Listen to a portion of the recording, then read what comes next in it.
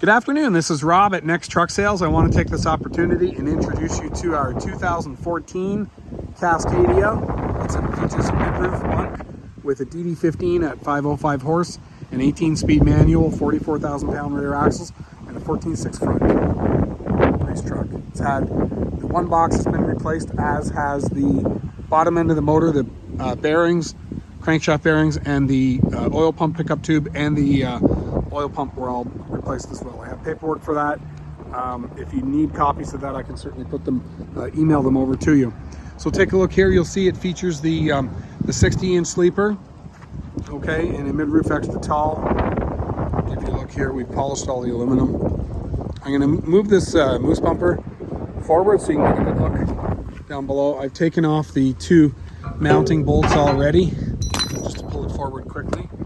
So this pulls forward like that, it goes to this point, and then it's actually designed perfectly that when you lift it forward and it slides, perfect clearance. So have a look underneath here. We've got some nice Firestone steering tires, disc brakes all the way around, disc on the steer and disc at the back. I'll get this running in a minute, but I just want to show you here, nice and clean, no leaks. It's going to come with a fresh DOT inspection. It's going to come with a fresh service, cold air, no leaks, no lights, as in check engine lights or ABS lights or anything of that nature. Okay. Give you a look inside of here. Hi. Okay, I'll give you a look inside of here.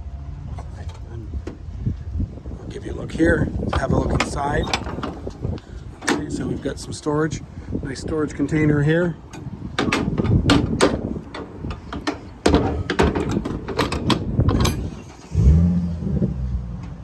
So this has an auto greaser unit as well. So you'll see there's grease points all throughout the chassis. Okay, we've got Michelin Virgins. These are probably 30%, 40%. These are probably 50 to 60. Okay, we've got full locking differentials and disc brakes. So that's your locker there. Your disc brakes. Okay, you can't see because they've got backing plates in front. Okay, polished aluminum wheels. We've run these through our polishing machine. 50-60% on the drives. Sliding fifth wheel here as well, so you can get a good look at the lube unit. So if you look there, you can see that we've got the luber going up there. Over here, this is your lube unit. It's on a timer, so you add grease into that, and then it will pump grease to all of your suspension fittings and anything that has a grease fitting. This has this Park Smart unit. So over here we have batteries that will run the air conditioning unit there, and it's a heater unit as well. We have 150 gallon tank on this side. I think the other side was 100. Let me just quickly check that. Sorry, I didn't take a quick look at that. I've got 90, my apologies. So between the two, you've got 240 gallons of fuel total. Okay, let's take a quick look on the inside. Now, before we go too far, you've got your batteries. Obviously, the truck batteries are inside of there. Now, we've had some problems with CPC computer thefts, so we take our CPCs out at night all the time. So this one is ready to come back out. We didn't bolt up the dash. I'll show you what I'm talking about.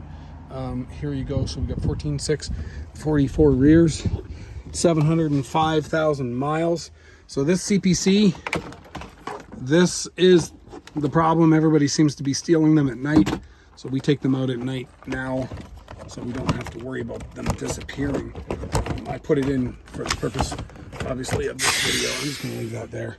Let me get this fired up. We've got power locks, power mirrors, power windows, 18-speed manual.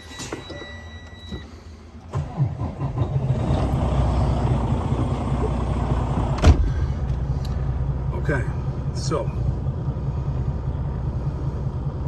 705 miles. Glass has got a small chip. We'll get that chip filled in. Just see it there. The rest of the glass is good. Okay, we've just got some coverings on the floor so we don't get dirt there. 60-inch sleeper. It still has a decent sized bed. It does not have a fridge. Let me turn on some lights here. Okay, so if you look here, we've got space for a microwave or a fridge. We've got a homemade shelf up top here.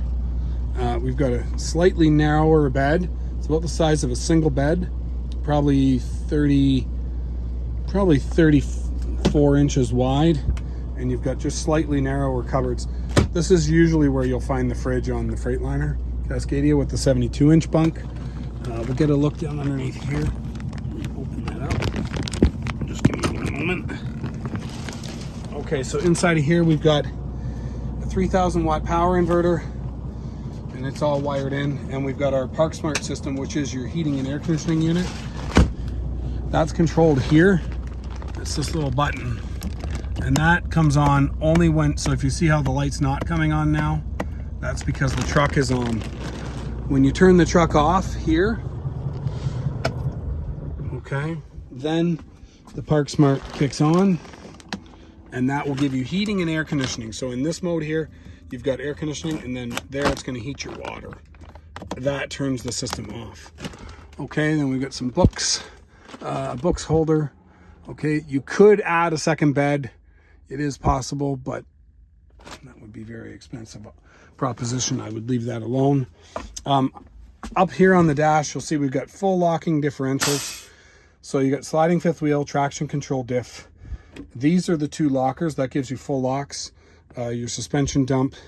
We have a timer, suspension pressure, okay, air pressure, and then all of your other usual gauges.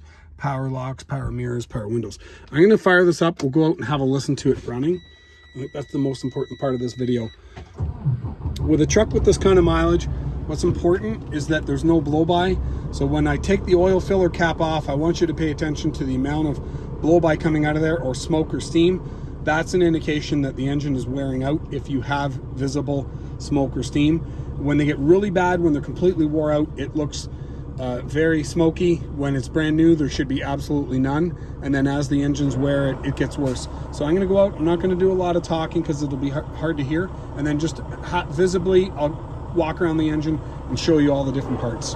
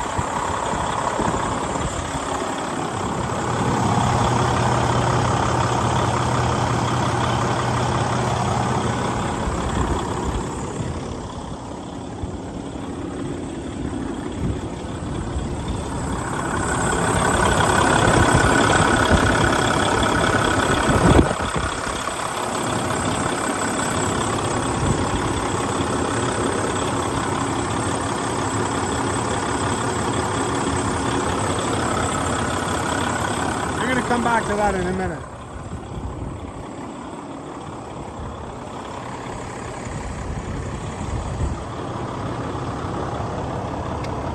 Okay, over on the far side, I noticed some old oil on one of the lines.